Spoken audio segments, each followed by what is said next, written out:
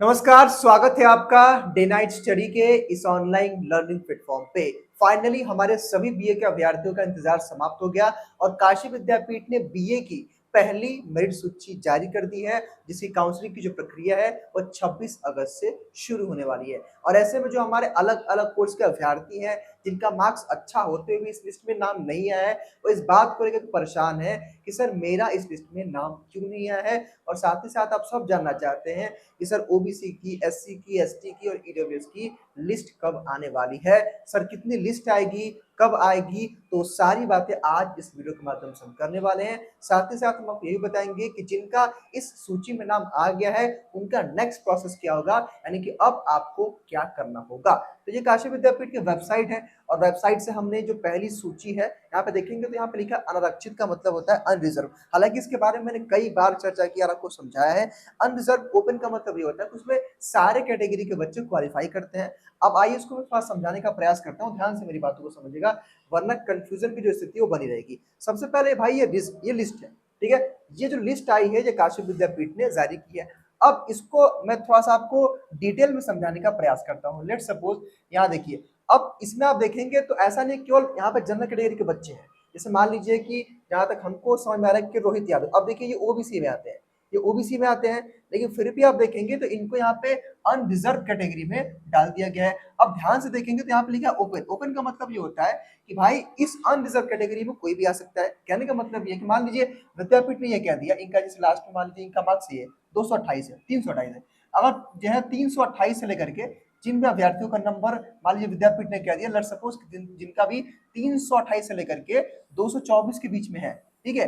अब ये बच्चे क्या रहेंगे, ये अभ्यर्थी रहेंगे अनरिजर्व यानी कि यूएन में। तो कहने का मतलब ये है कि अगर आपका मार्क्स 328 और 224 के बीच में है, अगर आप जनरल कैटेगरी से बिलोंग करते हैं, ईडब्ल्यूएस से बिलोंग करते हैं, एससी एसटी से बिलोंग करते हैं, ओबीसी से बिलोंग करते हैं, तो आपको इसी जो है लिस्ट में डाल दिया जाएगा। इस बात का विशेष तौर पर ध्यान रखिए, ऐसा नहीं है कि ओबीसी की लिस्ट नहीं आएगी, एससी एसटी की नहीं आएगी। अभी जो मैंने तकरीबन देखा कि 200 से लेकर के 220 के बीच आसपास जो है, 220 के आसपास बच्चों का केवल इस लिस्ट में नाम आया। और आपको मैं बता देना चाहता हूं कि काशी विद्यापीठ के बीए कोर्स में 1000 प्लस सीटें हैं, यानी कि 1000 है, उस पे पेड भी सीटें हैं। तो अभी कम से कम 3 से 4 लिस्ट और आएगी और मैक्सिमम बच्चों का एडमिशन तो हो ही जाना है, बिकॉज सीटें ज्यादा हैं तो कट ऑफ काफी कम जाएगी। अब यहाँ पे कुछ छात्रों का ये भी सवाल होगा कि सर मेरे से कम नंबर वालों का नाम क्यों आएगा, क्यों नाम आ गया है, तो उसका भी मैं आपको जवाब दूंगा।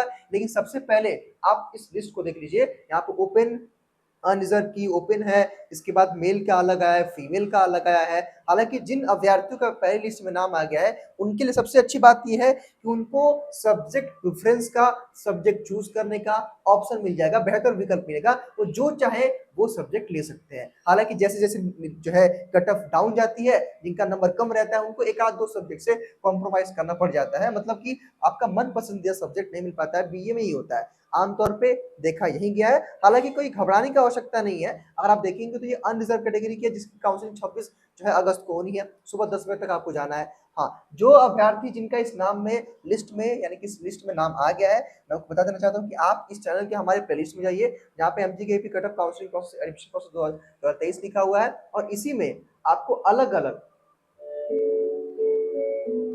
एक सेकेंड, और इसी जो है प्लेलिस्ट के माध्यम से आप देखेंगे तो इस प्लेलिस्ट में कई सारे वीडियोस है, ठीक है। सबसे पहले आप लोग करना क्या है, काउंसलिंग डॉक्यूमेंट्स के वीडियो को चेकआउट कर लीजिएगा। और उसके बाद भाई यहाँ बताया गया होगा कि काउंसलिंग का गेट पास कैसे डाउनलोड करना है, मेरे ख्याल से नीचे होगा, हाँ, गेट पास अवश्य रूप से आप डाउनलोड कर लीजिएगा। और मेरे ख्याल से अभी तक आपको एसएमएस भी चला गया होगा, ठीक है। तो इतना ही करना है, बाकी बहुत कुछ ज्यादा प्रोसेस नहीं करना है। अभी रात तक मैं आपको एक वीडियो के माध्यम से बता दूंगा कि कैसे आपको सब्जेक्ट का प्रेफरेंस देना है, क्योंकि जब तक आप सब्जेक्ट का प्रेफरेंस नहीं देंगे तब तक आपका गेट पास डाउनलोड नहीं होगा। यह बहुत ही इंपॉर्टेंट है। और बीए में बेस्ट सब्जेक्ट कॉम्बिनेशन क्या हो सकता है उसकी भी चर्चा मैं आपको आज एक वीडियो के माध्यम से करके आज रात तक उसको अपलोड कर दूंगा, उसको आप लोग देख लीजिएगा, ठीक है। इतना काम करना है। उसके बाद अब यहाँ पे देखेंगे जिनका भी इस लिस्ट में नाम है भाई, वो क्या करेंगे, काउंसलिंग के लिए 26 अगस्त को जाएंगे। अगर मैसेज गया है तो ठीक है, नहीं गया है तो अगर आपका इस लिस्ट में नाम है तो जाके गेट पास को डाउनलोड कर लीजिए और यहाँ पे काउंसलिंग की प्रक्रिया शुरू हो जाएगी, 26 से जाकर करवा लीजिए। अब कुछ अभ्यर्थियों को कहना है कि सर मेरे से कम नंबर वालों का नाम आया है। अब मैं आई इसकी थोड़ी चर्चा कर लेता हूँ। देखिए अब यहाँ पे देखेंगे तो यहाँ पे क्या लिखा है, देखिए जैसे मान लीजिए यहाँ पे अगर आप देखेंगे, जैसे लेट्स सपोज यहाँ पे अब कुछ अभ्यर्थी कहेंगे कि सर इनका नंबर 128 है और इनका मेरिट लिस्ट में आ गया है, सर मेरा 200 नंबर है, मेरा नहीं आया है। तो आप ध्यान से समझिए, यहाँ पे क्या लिखा है, अनरिजर्व एफएफ। एफएफ का मतलब क्या होता है, ये फ्रीडम फाइटर से बिलोंग करते हैं। घर में कोई ऐसा है जो फ्रीडम फाइटर रह चुका है या फिर है, तो उन्होंने उस वेटेज को क्लेम किया है, उस कैटेगरी को क्लेम किया है, इसीलिए उनको यहाँ पे जो है रिजर्वेशन का फायदा मिला है। तो ऐसा नहीं है, और आप मान के चलिए कि मैक्सिमम लोगों का बीए में एडमिशन हो जाता है, बिकॉज सीटें कम है। तो और आपका 200 के आसपास है, 180 के आसपास है, अगर हम कहें अगर 150 प्लस में मार्क्स है ना, तो मैक्सिमम चांसेस है कि आपका एडमिशन जो है काशी विद्यापीठ के बीए फैकल्टी में हो जाएगा। हालांकि उसमें थोड़ा सा होता यही है कि अगर आपका नंबर कम होता है, जितना मतलब कि अगर 200 नंबर से कम है, तो एक दो सब्जेक्ट वगैरह आपको, मतलब एक सब्जेक्ट तो अच्छा नहीं मिल पाता है, दो अच्छा मिल जाता है, एक सब्जेक्ट से आपको कॉम्प्रोमाइज करना पड़ता है, यही होता है। क्योंकि भाई मान लीजिए क्या पॉलिटिकल साइंस है, अब उसमें 120 सीटें हैं, हिंदी 120 सीटें हैं, आपका हिस्ट्री 120 सीटें हैं। अब जो अभ्यर्थी पहले काउंसलिंग कराएंगे तो पहले सब्जेक्ट ले लेंगे अच्छे वाले, उसके बाद थोड़ा सा उन अभ्यर्थियों को प्रॉब्लम होता है जिनका नंबर कम होता है, ठीक है। तो नंबर अधिक लाने का यही फायदा मिलता है बीए में, ठीक। अब यहाँ पे मैं एक चीज स्पष्ट कर देना चाहता हूँ कि जो हमारे ओबीसी, एससी, एसटी, डब्ल्यूएस के कैंडिडेट हैं, आपकी लिस्ट आएगी। अभी ये ओपन कैटेगरी है, ओपन अनरिजर्व, इसका ये मतलब है कि इसमें सारे कैटेगरी के बच्चे क्वालिफाई कर सकते हैं। तो जिन भी अभ्यर्थियों का नंबर अच्छा है, उन्होंने इस कैटेगरी में क्वालिफाई किया है। अगर आप देखेंगे भाई, तो अलग अलग नाम देख के पढ़ सकते हैं कि जो भी अभ्यर्थी, मान लीजिए कि इनका, मैंने आपको रोहित का बताया, उसके बाद देखिए ये सुशील पटेल है, फिर आप देखेंगे तो ये यादव, फिर ये नेहा गुप्ता, तो ऐसा करके आप देख सकते हैं कि शर्मा भी है। तो कहने का मतलब ये सारे लोग जो है जनरल कैटेगरी से बिलोंग नहीं करते हैं, लेकिन इन्होंने उस कैटेगरी में रैंकिंग किए, वो क्वालिफाई किए। तो इतनी बातें हैं, इतनी बातों को समझ लीजिए, और जैसे ही अगली लिस्ट आपकी आएगी मैं आपको बता दूंगा।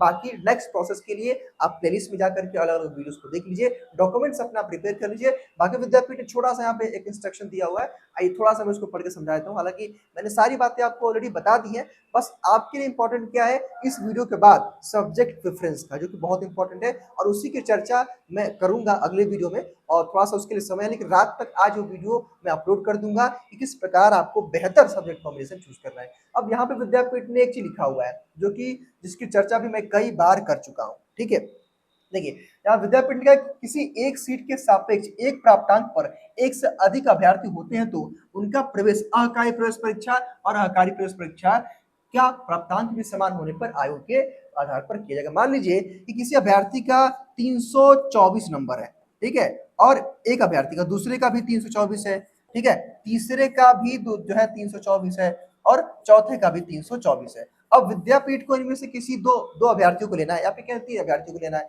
मान लीजिए इनका जो है 12th में 90% है, इनका 98% है, इनका जो है 90 जो है 8% है, और इनका मान लीजिए कि 88% है, ठीक है।